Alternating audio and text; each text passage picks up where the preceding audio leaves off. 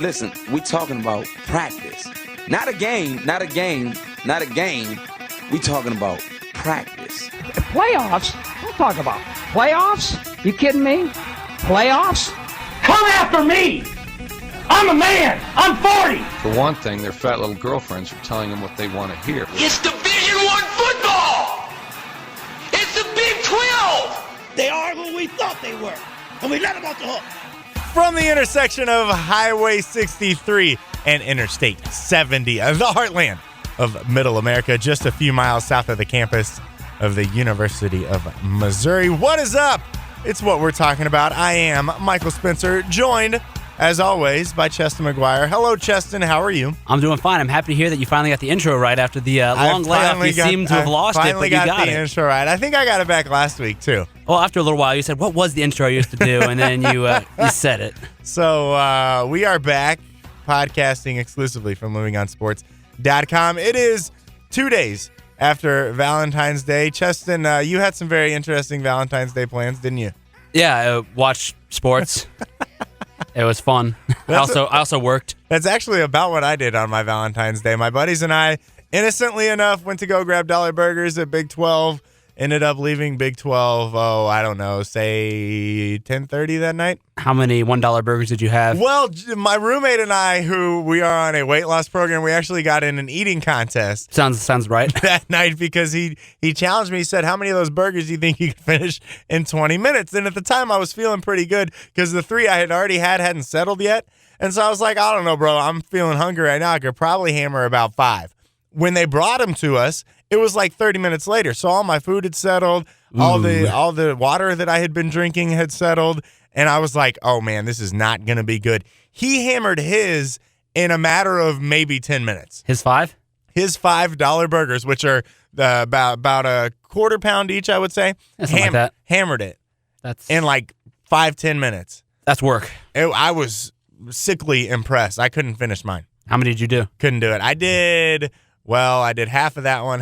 In total, I did about 4, which brought my grand total to the day for about 9. That's a lot of burgers. That was a lot of burgers. So we're still on the weight loss program, though. By the way, I was down 4 pounds from 2 weeks ago. So there you go. Slightly impressed. And this was the day after the burgers. So, Anyway, something. Also what happened over the weekend, the Olympics kicked off, of course, the sad news of the death of 21-year-old Georgia Luger. I always pronounce that word wrong. But that's okay because the sport only happens once every 4 years, so it really doesn't matter. Which is my take on the Winter Olympics. I don't like the Winter Olympics. Why not? I just don't think it's interesting. I think, ironically, the most interesting sport in the Winter Olympics is curling, which isn't really all that interesting. But everybody loves it. I don't know. I was watching the hockey today. I really enjoyed that. I think hockey's pretty exciting. See, hockey's like an everyday sport, though. Right, but you have all these great players coming together to play for their country, and it's pretty cool seeing that. Which is fair, but okay, so I'll get geeked up. I won't get geeked up for hockey, but I'll watch hockey if it's on. Yeah. I'll watch curling if it's on. I can't wait to change the channel when figure skating comes on. Oh, I mean, I don't watch figure skating, but today, in between the hockey, when there's intermissions, I would watch the biathlon, the cross-country skiing and shooting. Yeah. That was interesting. That's not really a sport, though. I think it's pretty cool. I mean, it's something. Where do they come up with this? Half the sports, I don't know where they come up with, but it's good if you're sitting there and you're just flipping through. I'll sit there and watch it. I'm not going to conscientiously sit down to watch anything in the Winter Olympics, but I'll enjoy watching if it comes on. I'm not a huge fan is what I'm saying. I'll watch it, yeah, because I love sports and I like watching sports, but to me, the Winter Olympics isn't something I'm going to TiVo. It's not something I'm going to, I got to watch this tonight. Well, what about the Summer Olympics? How do you feel about that? I'll watch basketball. But other than that? Well, and see, the Summer Olympics, I may watch swimming, especially if it's going to be Michael Phelps or somebody who I know is going for gold, and I'll pay attention to that. Bodie Miller got, a bronze? I don't really care.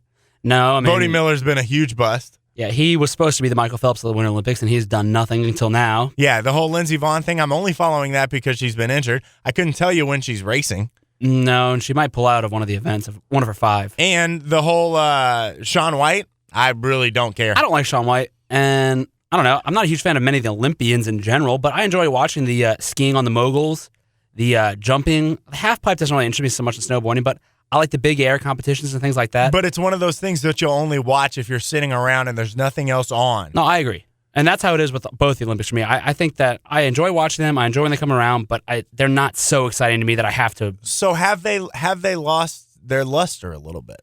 And now we don't know because we're young, Right. And we've only lived the earliest through Olympics I remember is 96. Right, and I only remember 96 because of the bombing. Well, yeah, I mean, I remember because I went to a couple of the events, and even then, I went to events and I didn't really care. I was sitting there, I was like, this is boring.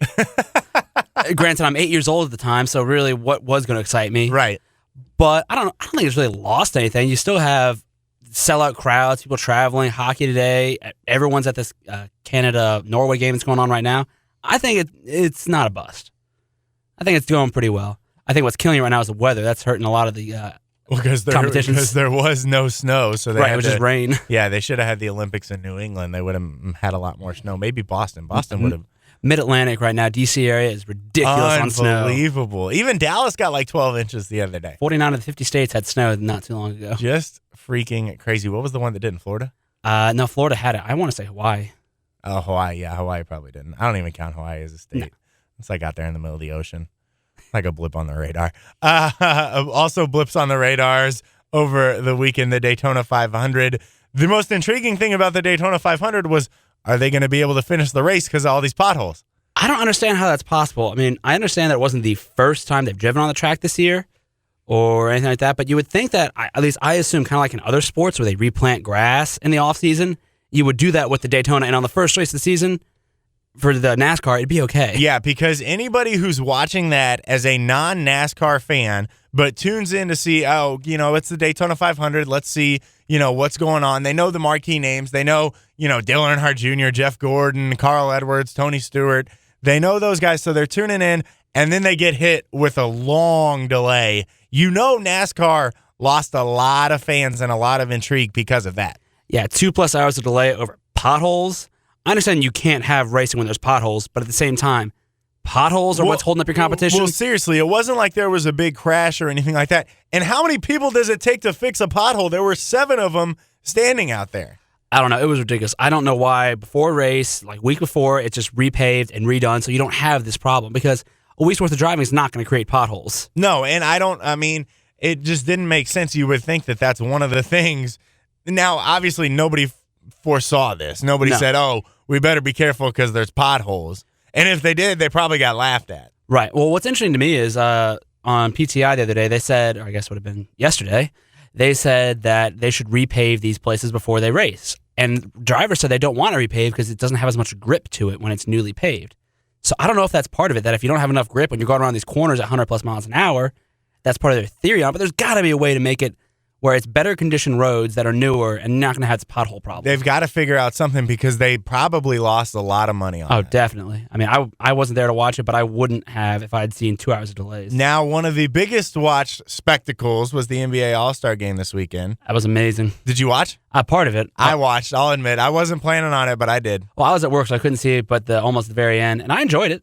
I thought it was good. I just thought it was so cool. They had 100,000+ fans. Unbelievable. There. I mean, it was literally a spectacle. It wasn't a game. It was a spectacle. And the NBA All-Star Game is supposed to be a spectacle, and I think... And it was a good game, too. Right. Coming down the stretch, and I mean, we're not going to debate over what they should have done because it's the All-Star Game, right. so it really has no cares? real importance, but it was enjoyable to watch, and it was enjoyable because of what it was. And I think the fans had a good time, and I think the players had a good time as well, and that's really what mattered. And my favorite part was at the end when my main man, Charles Barkley, I got to see him on TV because I love seeing Charles in charge on TV. And they're sitting there, and it's Kevin McHale, Chris Webber, Charles Barkley, and Kenny the Jet Smith. And Kenny's talking because Ernie had just presented the MVP trophy to Dwayne Wade. And they're all sitting there talking, and Ernie just walks in right in the middle of Kenny's talking. And Kenny's looking around like, what is going on? Ernie just walks right on, puts on his head. It's something that could only happen on Inside the NBA. Oh, with that crew. I mean, if it had been anybody, not Ernie, not Kenny, not Charles, it would have caused some problems. But with those three, they have such great chemistry. It's just unbelievable, the chemistry that they have. I know you and I sat around at your house the other day and watched the top 10 greatest moments from the last 10 years on Inside the NBA. Unbelievable. I was surprised. It was pretty good. I liked it. Great stuff. I will rue the day that show goes off the air unless I'm the one taking over for EJ. Anyway, TNT, if you're listening. Coming up, NBA trade talks. Sean Sutton under arrest. College basketball teams falling all over themselves, with the exception of UConn's women's team. We'll talk about that coming up next. It's what we're talking about.